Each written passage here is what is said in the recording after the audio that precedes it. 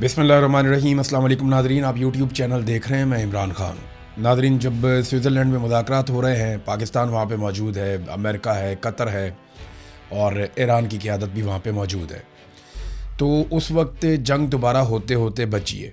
वजह यह है कि ईरान में शदीद इज़्तिराब था, जो इसराइल ने हमले तेज़ कर दिए लबनान पे, और इसराइल ने जंग बंदी के हवाले से वायलेशन की है, बल्कि वो मुकर गए कि ये हमारी तरफ से जंग बंदी नहीं, हम लड़ाई करेंगे हिज़्बुल्लाह के साथ, और वो वहाँ लबनान पे लगातार अटैक कर रहे हैं।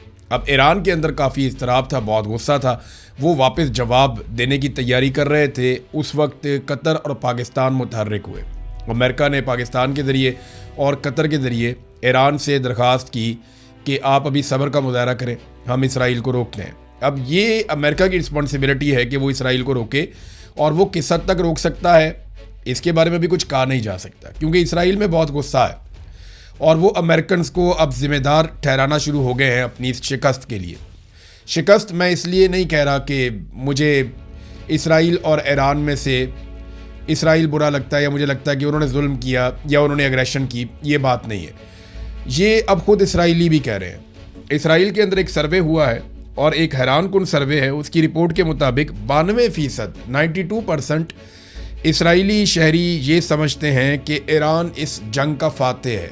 ईरान को ज़्यादा बड़ी कामयाबियाँ मिली हैं इस लड़ाई में, जबकि ये जो मुआहदा हुआ है इसमें सिर्फ 12% इसराइली ऐसे हैं जिन्होंने इस मुआहदे की हमायत की है कि अमेरिका और ईरान के बीच में जो एक MOU साइन हुआ, जो मुज़ाकरात हो रहे हैं, सिर्फ 12% इसराइली ऐसे हैं जिन्होंने इसकी हमायत की है। 63% ऐसे हैं जिन्होंने इसकी सीधी सीधी मुखालफत की है, और बहुत थोड़े ऐसे हैं बीच में से जिन्होंने कोई राय नहीं दी। इसराइलियों की अक्सरियत अब ये समझती है कि नेतन्याहू की ईरान के हवाले से पॉलिसी मुकम्मल तौर पे नाकाम हुई है, और अमेरिका का पीछे हट जाना ये इसराइल की सिक्योरिटी के लिए प्रॉब्लम क्रिएट करेगा। ये तो नाज़रीन इसराइल के अंदर मामला चल रहा है, तो बड़ी मुश्किल से अमेरिका ने गारंटियाँ दे के और ये कहा पाकिस्तान को और यही कहा उन्होंने कतर को कि आप कुछ भी करके ईरान को अभी लड़ाई से रोकें और उन्हें सब्र की तलकीन करें, क्योंकि ईरान के अंदर एक अजीब सूरत हाल पैदा हो चुकी है।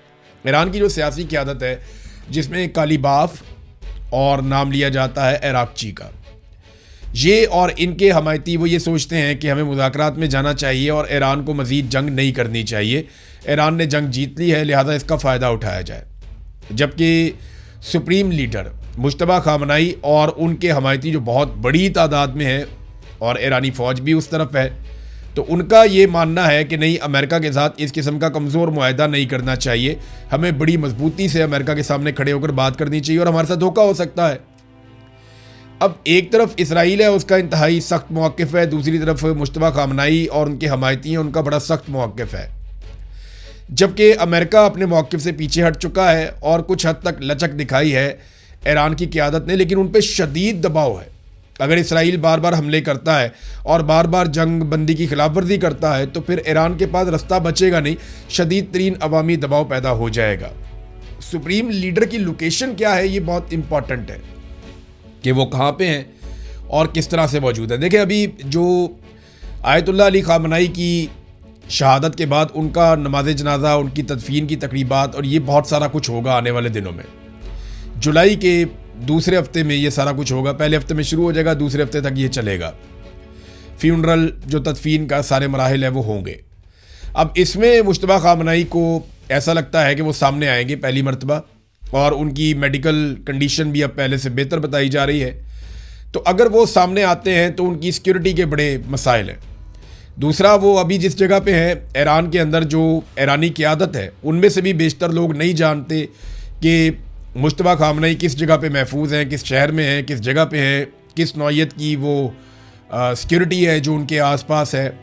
तो ये बहुत कम लोग जानते हैं, हत्ता कि ईरान के अंदर बहुत ताकतवर लोग भी नहीं जानते कि जो ईरान के इस वक्त के सुप्रीम लीडर हैं वो किस जगह पे महफूज मकाम पे मौजूद हैं, क्योंकि ईरान के अंदर से ही खबरें लीक होती हैं, ईरान के अंदर से ही लोग गद्दारी करते हैं और उसके नतीजे में बमबारी होती है। पहले इससे ईरान के बहुत सारे साइंटिस्ट शहीद हो गए, बहुत सारे जर्नैल शहीद हो गए, बहुत नुकसान हुआ ईरान का, बार बार हुआ, उनके इंटेलिजेंस के लोग शहीद हो गए। तो अब वो मुश्तबा खामनाई को मुकम्मल तौर पे हाई सिक्योरिटी के अंदर रखे हुए हैं। तो फिलहाल तो नादरीन जंग होते होते रुक गई और अच्छी बात यह है कि अब मुज़ाकरात होंगे। कतर और पाकिस्तान जो है वो इसके अंदर सालसी का रोल प्ले कर रहे हैं, जबकि अमेरिका और ईरान के बीच में मुज़ाकरात हो रहे हैं। जेडी वेंस से अमरीकी वफद ने उनकी क़यादत में पाकिस्तानी वफद से मुलाकात की। यहाँ पे शहबाज शरीफ थे और उनके साथ फील्ड मार्शल आसिम मुनीर थे और दीगर लोग थे। उस तरफ से जैरेड कुशनर जो डोनाल्ड ट्रंप के दामाद हैं, स्टीव विटकॉफ, और जो क़यादत कर रहे हैं वो जेडी वेंस जो अमेरिका के नायब सदर हैं। अमरीकी नायब सदर ने फील्ड मार्शल आसिम मुनीर का शुक्रिया अदा किया और शुक्रिया अदा करते हुए कहा कि आपने जो हमारे लिए किया उसके लिए बहुत शुक्रिया और ये आप ही कर सकते थे। तो ये बात बिल्कुल उनकी दुरुस्त है कि फील्ड मार्शल आसिम मुनीर ने अमरीकी मफाद के लिए बहुत ज़ोर लगाया। उन्होंने बहुत कोशिश की अमेरिका को इस गर्दाब से निकालने के लिए जिसमें अमेरिका अपनी गलती से इसराइल के उकसाने पर फंस गया था। तो अमेरिका को इस सारी सूरत हाल से और इस दलदल से निकालने के लिए फील्ड मार्शल आसिम मुनीर साहब ने भरपूर जद्दोजहद की है। ये बात सबको तस्लीम करनी चाहिए और अमेरिका के लिए वो हर हद तक गए हैं। डोनाल्ड ट्रंप को कई मौक़ों पर जो फेस सेविंग मिली वो फील्ड मार्शल आसिम मुनीर ने दी है।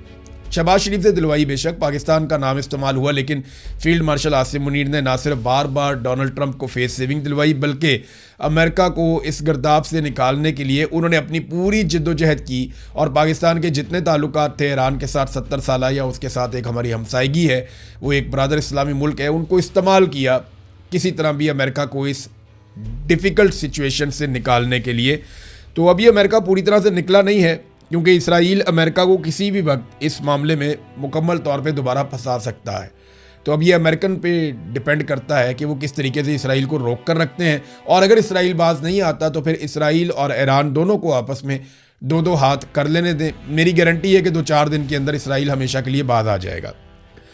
अब Nadreen, field marshal Asim Munir साहब ने ये एपिसोड तो कर दिया, लेकिन अब थोड़ा सा वक्त निकालें और भारत का सांस बंद करें। आपको वो स्टेटमेंट याद ना, ये जरा दोबारा सुन लें आप, DGISPR का, ये सुने आप। हिंदुस्तान का मोदी कहता है कि हम तुम्हारा पानी बंद कर देंगे, तुम हमारा पानी बंद कर दोगे, हम तुम्हारा सांस बंद कर देंगे। जी, आपने सुना कि फील्ड मार्शल के जो DGISPR है वो क्या कह रहे हैं कि तुम हमारा पानी बंद करोगे, हम तुम्हारा सांस बंद कर देंगे। तो ज़रा भारत का सांस बंद कर दें मेहरबानी करके, क्योंकि भारत ने हमारा पानी रोक लिया और लगातार पानी रोक रहा है। ये इंटरनेशनल प्लेयर्स जो हैं ये एक दूसरे के साथ मफाद की लड़ाई लड़ते रहेंगे, इनकी जंगें चलती भी रहेंगी और सुलह भी होती रहेगी। आप उसमें रोल प्ले कर रहे हैं, बड़ी अच्छी बात है, लेकिन जो असल काम है, जो ड्यूटी है आपकी, जिसके लिए पाकिस्तानी कौम आपको तनख्वाह देती है, वो काम करें प्लीज़।